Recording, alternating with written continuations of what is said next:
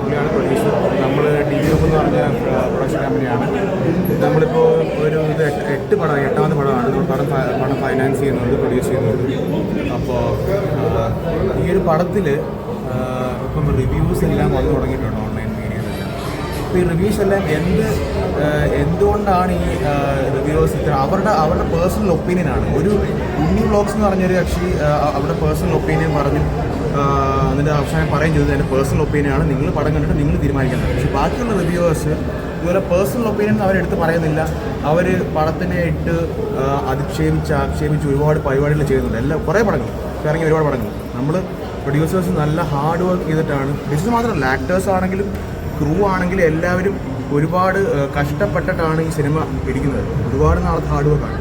അപ്പോൾ ഇത് തരം തഴഞ്ഞ് ഇങ്ങനെ റിവ്യൂവേഴ്സ് പറയുന്നത് ഭയങ്കര ഒരു മോശമായൊരു കാര്യമാണ്. ഞങ്ങൾ ഒരുപാട് കഷ്ടപ്പെട്ടാണ് പടം പിടിക്കുന്നത്. അപ്പം നിങ്ങളാരും ഈ റിവ്യൂവേഴ്സിൻ്റെ ഒപ്പീനിയൻ കണ്ടിട്ടല്ല സിനിമ കണ്ടത്. നിങ്ങളെല്ലാവരും തിയേറ്ററിൽ പോയി നിങ്ങൾ സിനിമ കണ്ടിട്ട് നിങ്ങൾ വിലയിരുത്തണം. അല്ലാണ്ട് റിവ്യൂവേഴ്സ് പറയുന്നത് അല്ല കേട്ടിട്ട് അല്ല പടം കാണേണ്ടത്. എൻ്റെ ശക്തമായ വിശ്വാസം അവർ ലോബിയാണെന്നാണ്. I am not really sure, but this is what I have to say.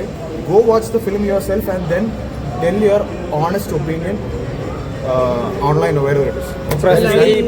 തന്നെ. ധ്യാനൊക്കെ നല്ല കോൺഫിഡൻസ് ആയിരുന്നു സിനിമയിൽ. അപ്പോൾ അത് നിലനിർത്തിയിട്ടുണ്ടെന്ന് തന്നെയാണോ പറയുന്നത് സിനിമയിൽ? ഡെഫിനറ്റ്ലി. കാരണം ഈ പടം ഒട്ടും ഒരു മോശം പടമല്ല.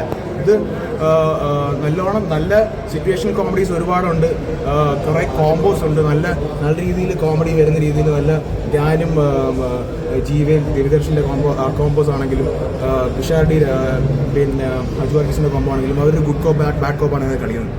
But that Nol is very very nice. നല്ല കോമഡിയാണ്, നല്ല ഫണ്ണാണ്. തിയേറ്ററിൽ ഇരിക്കുമ്പോൾ ഞാനിപ്പം ഇത് സെക്കൻഡ് ഷോ ആണ്, രണ്ടാമത്തെ ഷോയിലാണ് വരുന്നത്. ഫസ്റ്റ് രാവിലത്തെ FDFസിന് പോയായിരുന്നു. അപ്പോൾ ആ തിയേറ്റർ ഫുള്ളായിരുന്നു. അപ്പോൾ തിയേറ്റർ ഓബിയസ്ലി ഒരുപാട് പേര് അല്ലാതെ ടിക്കറ്റ് എടുത്ത് പേരും അല്ലാതെ പേര് എല്ലാവരുടെയും പേരും എല്ലാവർക്കും അറിയാവുന്ന കാര്യമാണ്. ബട്ട് പ്രേക്ഷകരെല്ലാവരും ഭയങ്കര ചിരിച്ചു, ഒരുപാട് ചിരിച്ചു. പല ഇൻസ്റ്റൻസസിലും ത്രൂ ഔട്ട് ദ ഫിലിം ചിരി ഉണ്ടായിരുന്നു.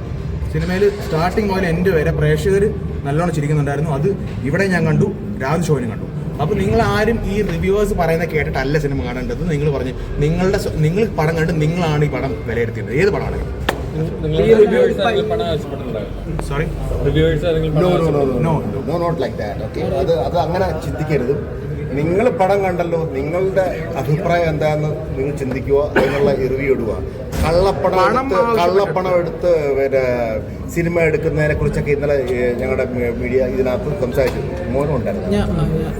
ഓക്കെ, ഇതിനകത്തൊക്കെ ഞങ്ങൾ നല്ല ഹാർഡ് വർക്ക് ചെയ്ത് ഉണ്ടാക്കിയ പൈസയാണ്. ഇനിയിപ്പോൾ പോയായിരിക്കും അത് കള്ളപ്പണമാണെങ്കിലും വെള്ളപ്പണമാണെങ്കിലും അധ്വാനിച്ച് ഉണ്ടാക്കുന്ന പണമാണ്. എന്ത് പണമാണെങ്കിലും ഞങ്ങൾ കള്ളപ്പണം ഉണ്ടാക്കുന്നതല്ല പറയുന്നത്, ഞങ്ങൾക്ക് വൈറ്റ് മണി തന്നെയാണ്. സോ നിങ്ങൾ റിവ്യൂ ചെയ്യുക. നിങ്ങൾ പടത്തെക്കുറിച്ച് ചിന്തിച്ച് നല്ലതാണെന്നുണ്ടെങ്കിൽ നല്ല അഭിപ്രായം തരുക. അല്ലാതെ ഫോക്കസ്മാരെന്ത് ചെയ്താലും ഞങ്ങൾക്ക് ഒന്നുമില്ല. അതന്നെ ചോദിക്കാൻ വന്നില്ല. അതായത് പലപ്പോഴും ധ്യാൻ ശ്രീനിവാസന്റെ പടം ഇറങ്ങുമ്പോൾ പേഴ്സണലി ടാർഗറ്റ് ചെയ്യുന്നത് ധ്യാൻ ശ്രീനിവാസന്റെ പടത്തിന് പേര് ചാർത്തി കൊടുത്തുന്ന ഈ റിവ്യൂവറാണ്. ഈ നിങ്ങളെ പറഞ്ഞത് ഒരു പോഷകത്തരമാണ്. പുള്ളിക്കാരൻ അങ്ങനൊന്നും പോകുന്ന ആളെന്നാണ് എനിക്ക് തോന്നുന്നില്ല. ഓക്കെ, നിങ്ങൾ കള്ളപ്പണം വെളുപ്പിക്കാനായിട്ട് കുറെ അല്ല, ധ്യാനം ടാർഗറ്റ് ചെയ്ത് ചെയ്യുന്നത് ശരിക്കും തോന്നുന്നുണ്ട്. കാരണം ഞാൻ ഇത്ര നാൾ പറഞ്ഞു, ഞാൻ ഇത്രയും പടങ്ങൾ ചെയ്തു, ഞാനിപ്പോ ഇത് ഈ പടം എന്തായാലും പൊട്ടില്ല എന്ന് ശ്രീകാന്ത് കെട്ടിയാറിന്റെ റീലിൽ പറഞ്ഞിട്ടുണ്ടായിരുന്നു.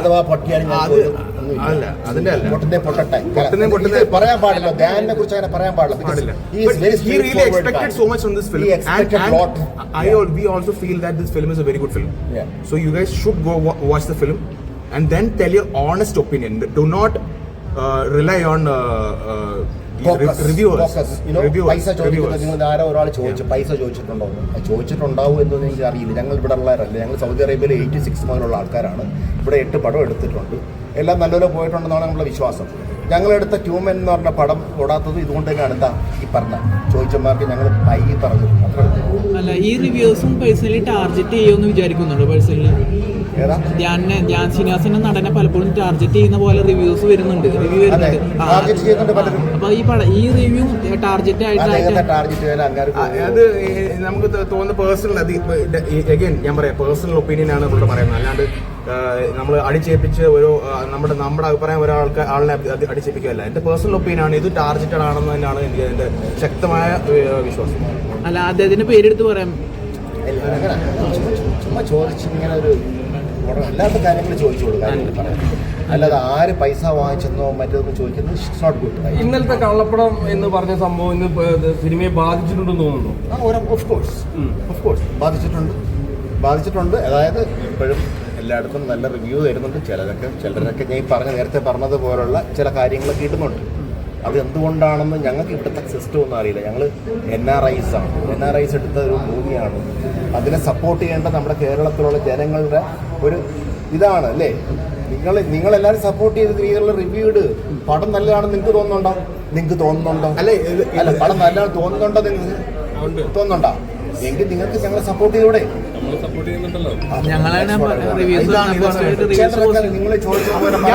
ഓണസ്റ്റ് റിവ്യൂസ്, അതായത് നല്ല റിവ്യൂസ് ഒരുപാട് പേര് പറഞ്ഞിട്ടുണ്ട്. അത് ആരും സോഷ്യൽ മീഡിയയിൽ അധികം ഷെയർ ചെയ്തിട്ടില്ല. ഡി ഗ്രൂപ്പിന്റെ ഇൻസ്റ്റാഗ്രാം പേജിൽ പോയി കഴിഞ്ഞാൽ കാണാം അത് എന്തൊക്കെ നല്ല റിവ്യൂസ് വന്നിട്ടുണ്ടെന്നുള്ളത്. ഈ നെഗറ്റീവ് മാത്രം എടുത്ത് തള്ളിക്കയറ്റി വിടുകയാണ്. അതാണ് ഈ ഏറ്റവും വലിയ പ്രശ്നം. ചെയ്യാൻ പാടില്ല. ചില മീഡിയാസിന് ചെയ്തവരെ ഞാൻ വിളിച്ച് സംസാരിച്ച് അവർക്ക് മനസ്സിലായി. പല കള്ളത്തരങ്ങളും പലതും ഇന്ന് രാവിലത്തെ ഷോയ്ക്കും കാര്യങ്ങൾ പറഞ്ഞിട്ടുണ്ട്. ഇവർക്കെതിരെ എന്തെങ്കിലും നിയമ നടപടി പോകുന്നുണ്ടോ? റിവ്യൂ ചെയ്യുന്നവർക്കെതിരെ സമയം നമുക്കില്ല. നമ്മളിവിടെ കിടന്നു. അല്ല, നിങ്ങൾ ഇത്രത്തെ കഷ്ടപ്പെട്ടെടുത്ത സിനിമയാണെന്ന് പറയുന്നത്.